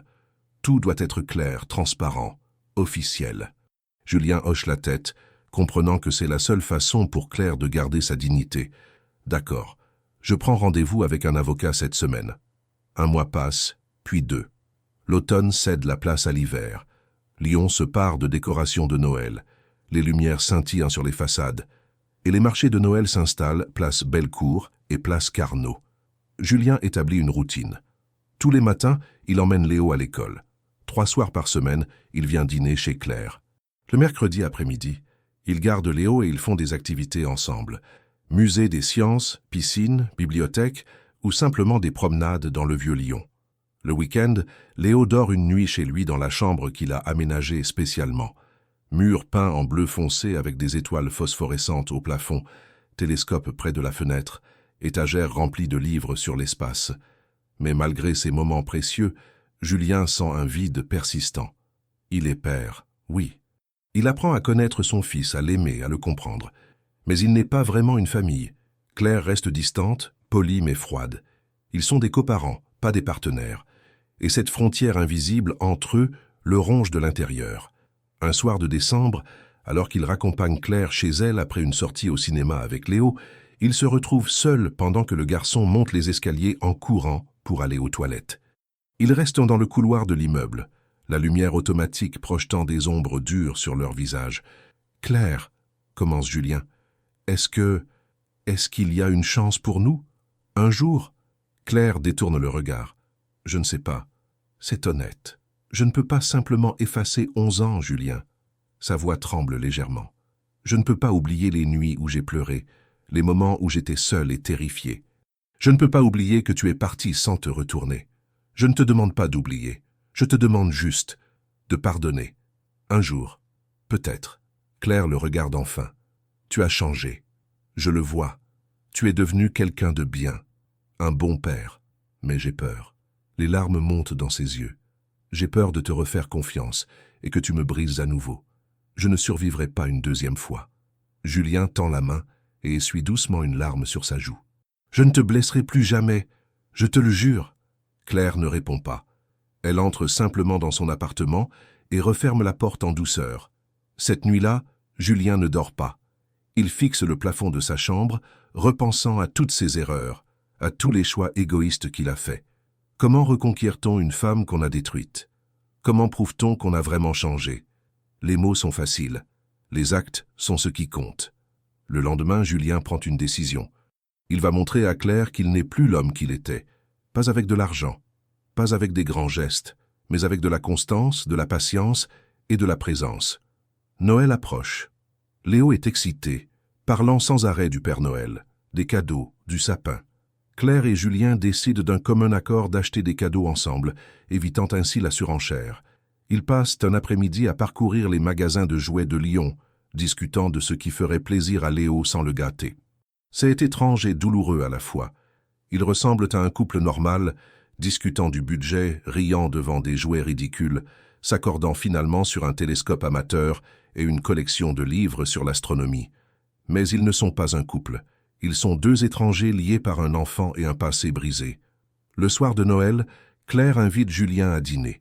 C'est la première fois qu'elle l'invite officiellement, pas seulement parce que c'est son tour de voir Léo. Julien arrive avec une bouteille de vin et un bouquet de fleurs, des roses blanches, les préférées de Claire autrefois. Elle les prend avec un sourire mélancolique. « Tu t'en souviens ?»« Je me souviens de tout. » Le dîner est chaleureux. Claire a cuisiné un chapon farci au marron, une recette traditionnelle lyonnaise. Léo porte un pull de Noël ridicule avec un renne dessus et ne cesse de parler. Ils mangent, rient, boivent du vin. Pour quelques heures, ils oublient les complications et profitent simplement du moment présent. Après le dîner, ils ouvrent les cadeaux. Léo pousse des cris de joie en découvrant le télescope. Il saute au cou de Julien puis de Claire, les remerciant avec un enthousiasme débordant. Claire offre à Julien une écharpe en laine qu'elle a tricotée elle-même, un cadeau simple mais profondément personnel. Julien est ému aux larmes. « Tu l'as fait toi-même ?»« J'avais du temps libre pendant ma convalescence. » Claire sourit timidement. « Je ne sais pas si c'est ton style. »« C'est parfait. » Julien enroule l'écharpe autour de son cou. « Je ne l'enlèverai jamais. » Vers minuit, après que Léo soit allé se coucher, Julien et Claire restent au salon, sirotant un cognac devant les restes du repas. La conversation devient plus intime, plus profonde. « Tu me manques, » dit soudain Julien. « Pas seulement comme mère de mon fils. Toi, la Claire que j'ai connue, celle qui riait de mes blagues stupides, celle qui dansait dans la cuisine en préparant le petit déjeuner, celle qui me défiait intellectuellement et me tenait tête quand j'avais tort. » Claire regarde son verre. Cette Claire n'existe plus. « Je ne crois pas. » Julien se penche vers elle. « Je pense qu'elle s'est juste protégée, qu'elle a construit des murs pour ne plus souffrir, mais elle est toujours là quelque part. » Claire lève les yeux. Et pour la première fois depuis des mois, Julien voit quelque chose d'autre que de la méfiance dans son regard, de la vulnérabilité, de l'espoir. « J'ai peur, » murmure-t-elle. Moi aussi. Ils restent là, à quelques centimètres l'un de l'autre, suspendus dans ce moment fragile. Julien voudrait l'embrasser. Il voudrait effacer toutes ces années de douleur et de séparation. Mais il sait que ce serait une erreur. Claire n'est pas prête. Peut-être ne le sera-t-elle jamais. Il se lève. Je devrais y aller. Claire hoche la tête, un mélange de soulagement et de déception sur son visage. Merci pour cette soirée. C'était bien. Oui. Julien enfile son manteau et l'écharpe qu'elle lui a offerte. Joyeux Noël, Claire. Joyeux Noël, Julien. Il rentre chez lui dans le froid mordant de la nuit lyonnaise, le cœur lourd mais étrangement plein d'espoir. Janvier arrive avec son cortège de résolutions et de nouveaux départs. Mais pour Julien, c'est aussi le mois où tout manque de s'effondrer. Un mardi après-midi, il reçoit un appel d'Arnaud, son directeur général à Paris. La voix d'Arnaud est tendue, inquiète. « Julien, il faut qu'on parle, c'est urgent. » Qu'est-ce qui se passe? Notre plus gros client vient de résilier son contrat, Technofrance. Ça représente 23% de notre chiffre d'affaires. Arnaud fait une pause. Ils disent que depuis ton départ, la qualité du service a baissé. Ils veulent te traiter directement avec toi, pas avec moi. Julien sent son estomac se nouer. Quand ont-ils notifié cette résiliation? Ce matin, avec effet immédiat. Arnaud respire profondément. Julien, tu dois revenir, au moins temporairement. On ne peut pas se permettre de perdre Technofrance. Ça mettrait l'entreprise en danger. Julien regarde par la fenêtre de son appartement lyonnais. Il voit l'école de Léo au loin. « Laisse-moi réfléchir, je te rappelle dans 1 heure. » Il raccroche et s'effondre sur le canapé, la tête entre les mains. C'est exactement le scénario qu'il redoutait. Le monde professionnel qui vient heurter de plein fouet sa nouvelle vie. Il doit choisir, sauver son entreprise ou rester auprès de son fils. Non, ce n'est pas un choix. Pas cette fois. Il peut gérer la crise à distance. Il peut faire des allers-retours. Il ne va pas abandonner Léo et Claire. Plus jamais. Il appelle Arnaud. Organise une visioconférence avec Technofrance demain matin. Je vais leur parler, négocier, trouver une solution. Mais je ne reviens pas à Paris. Julien. C'est non négociable, Arnaud. Sa voix est ferme. Si le client insiste pour me voir en personne, je peux faire un aller-retour dans la journée. Mais ma vie est ici maintenant, à Lyon. Arnaud soupire. D'accord, je vais organiser ça. Les jours suivants sont un cauchemar de conférences téléphoniques, de négociations tendues, de compromis difficiles. Julien passe ses nuits devant son ordinateur, jonglant entre les fuseaux horaires, les exigences des clients, les anxiétés de son équipe. Il dort 3 heures par nuit. Il saute des repas. Il devient irritable, tendu. Et Claire le remarque. Un soir, alors qu'il arrive en retard pour récupérer Léo à l'école, la 3e fois en 1 semaine, Claire l'attend devant le portail, les bras croisés, le visage fermé. « Tu as 25 minutes de retard. »« Je sais. Je suis désolé. J'avais une conférence qui... » « C'est toujours le travail, » coupe Claire. « Toujours une urgence professionnelle plus importante que ton fils. » Julien sent la colère monter. « Ce n'est pas juste. Je fais de mon mieux. Je jongle avec 2 vies, 2 villes. Ce n'est pas facile. Personne ne t'a demandé de jongler. » Claire le regarde avec une dureté qu'il ne lui connaissait pas. « Tu as fait un choix. Tu as dit que tu resterais, que tu serais présent. Mais à la première difficulté professionnelle, tu retombes dans tes vieux travers. Ce n'est pas vrai. Vraiment ?» Claire désigne Léo, qui les observe de loin avec des yeux tristes. « Regarde ton fils. Il attend devant l'école depuis 1 demi-heure. Il a pleuré parce qu'il pensait que tu l'avais oublié. » Julien se sent comme si on lui avait planté un couteau dans le cœur. Il s'approche de Léo et s'agenouille devant lui. « Je suis désolé, bonhomme. Vraiment désolé. Papa a eu du travail important. » Léo termine la phrase à sa place, sa petite voix résignée. « C'est ce que maman disait, que ton travail est plus important. » « Non !» Julien prend le visage de son fils entre ses mains. « Rien n'est plus important que toi. Rien. J'ai eu un problème à régler. Mais c'est fini maintenant, je serai à l'heure la prochaine fois. Promis. » Léo ne dit rien. Il prend la main de sa mère et s'éloigne. Julien reste là, au milieu de la cour d'école déserte, se sentant comme le pire père du monde. Cette nuit-là, il ne dort pas du tout. Il réfléchit, analyse, pèse le pour et le contre. Et finalement, il prend la décision la plus difficile de sa vie. Le lendemain matin, il convoque une réunion d'urgence du conseil d'administration de Marchantech. Par visioconférence, Face aux 12 administrateurs stupéfaits, Julien annonce « Je vends mes parts majoritaires dans l'entreprise ». Le silence qui suit est assourdissant. « Julien », commence prudemment Arnaud, « tu es sûr? C'est ton bébé. Tu as construit cette entreprise de zéro. » « Justement. » Julien sourit tristement. « J'ai un autre bébé maintenant, un vrai. Et je ne vais pas faire la même erreur 2 fois. » Il leur explique son plan. Il vendra ses parts à un fonds d'investissement spécialisé en gardant simplement 10% et un siège d'administrateur sans responsabilité opérationnelle. Il touchera une somme considérable, assez pour vivre confortablement sans travailler pendant plusieurs vies, mais surtout, il sera libre. Libre de se consacrer à ce qui compte vraiment. La transaction prend 3 semaines. 3 semaines de négociations intenses, d'audits, de paperasse juridique. Mais Julien tient bon. Et fin janvier, c'est fait. Il n'est plus PDG de Marchantech. Il est juste Julien Marchand, père de Léo et quoi d'autre? Il doit le dire à Claire. Un samedi matin froid de février, Julien frappe à la porte de Claire. Elle ouvre, surprise de le voir si tôt. « Julien, tout va bien? Il faut que je te parle. » Il jette un coup d'œil à l'intérieur. « Léo est là? Il dort encore. » Claire s'écarte pour le laisser entrer. « Qu'est-ce qui se passe? Tu as l'air bizarre. » Julien entre et s'assoit à la table de la cuisine. Claire prépare du café, attendant qu'il parle. Finalement, il se lance. « J'ai vendu mon entreprise. » Claire manque de lâcher la cafetière. « Quoi? Enfin, j'ai vendu mes parts majoritaires. Je garde juste une petite participation pour les dividendes. » Il la regarde dans les yeux. « Je ne suis plus dirigeant. Je n'ai plus de responsabilité opérationnelle. » Mais Claire s'assoit lourdement. « Pourquoi? C'était toute ta vie? » « Non. » Julien secoue la tête. « C'était mon excuse pour ne pas avoir de vraie vie. Ma carrière, mon ambition, mon entreprise, tout ça n'était qu'une façade. Une façon de combler le vide que j'ai créé en vous abandonnant. » Il prend une grande inspiration. « Mais maintenant, j'ai trouvé ce qui manquait. J'ai Léo. Et je veux avoir du temps pour lui. Du vrai temps. Pas des miettes volées entre 2 réunions. » Claire le regarde, les yeux brillants. « Tu as vraiment fait ça? » « Oui. » Julien sourit. « Et tu sais quoi? Je ne regrette rien.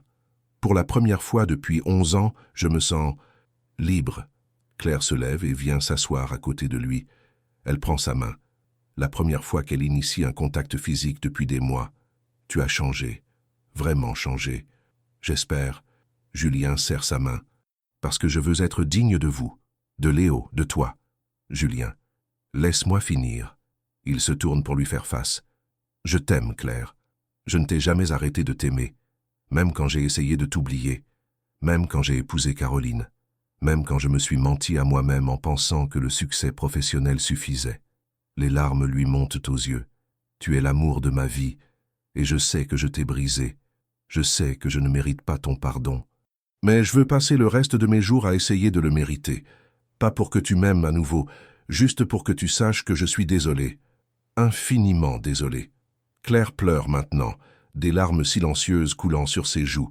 « Je ne sais pas si je peux te refaire confiance. Je sais. » Julien essuie doucement ses larmes. « Je ne te demande pas de décider maintenant. Je te demande juste de me laisser être là, présent, constant, patient, aussi longtemps qu'il le faudra. » Claire le regarde longuement, cherchant dans ses yeux la moindre trace de mensonge ou d'hésitation.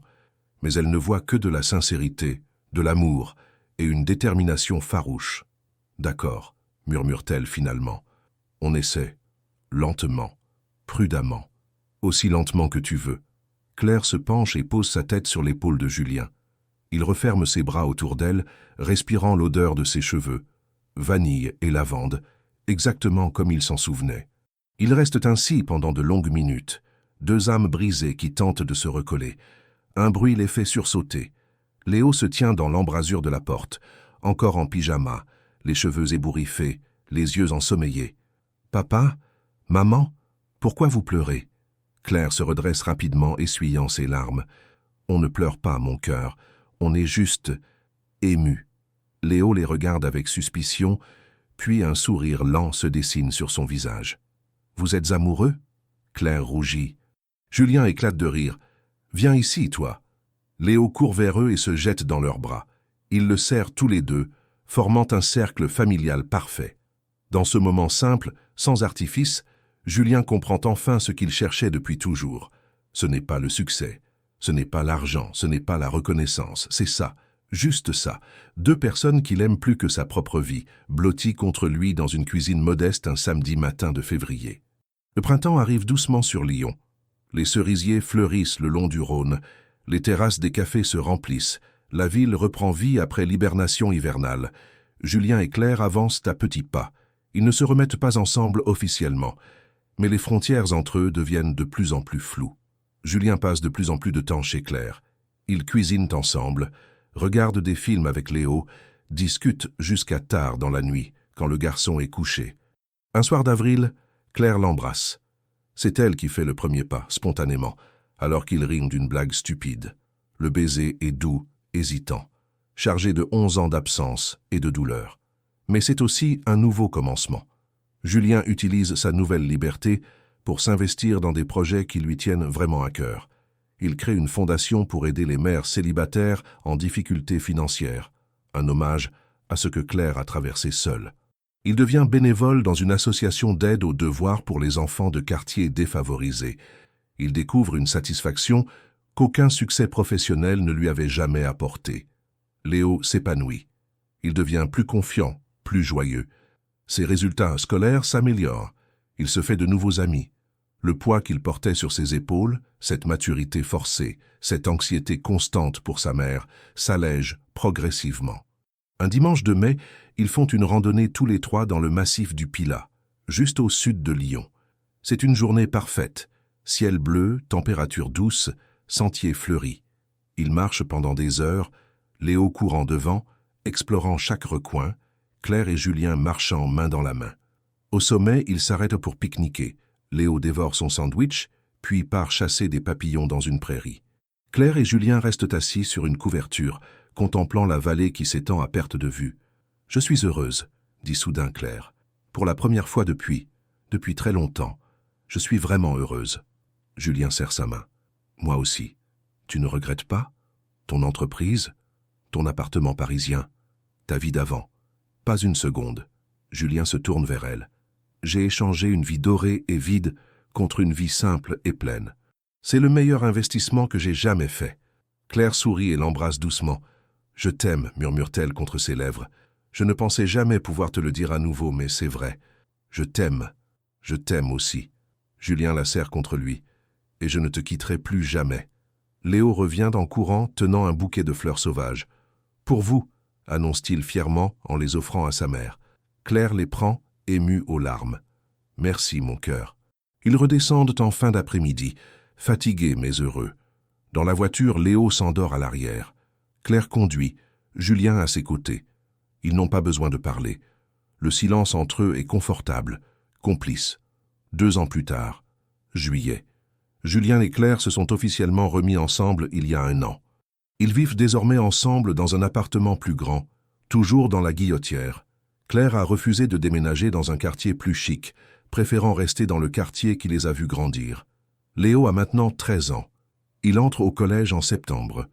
C'est un adolescent épanoui, passionné d'astronomie, avec un groupe d'amis solides et des résultats scolaires excellents. Il parle toujours de devenir astronaute, et Julien fait tout pour nourrir ce rêve. Télescope perfectionné, stage d'été au planétarium, rencontre avec des astronomes professionnels. Un samedi après-midi, ils se promènent tous les trois le long du Rhône, comme ils le font souvent maintenant. C'est devenu leur rituel, leur moment sacré.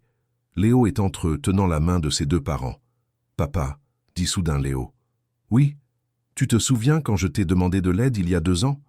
Devant notre ancien immeuble ?» Julien sourit. « Comment pourrais-je oublier? J'ai dit que je te rembourserai quand je serai grand. » Léo s'arrête et sort quelque chose de sa poche. Une enveloppe blanche. « Tiens. » Julien prend l'enveloppe, intrigué.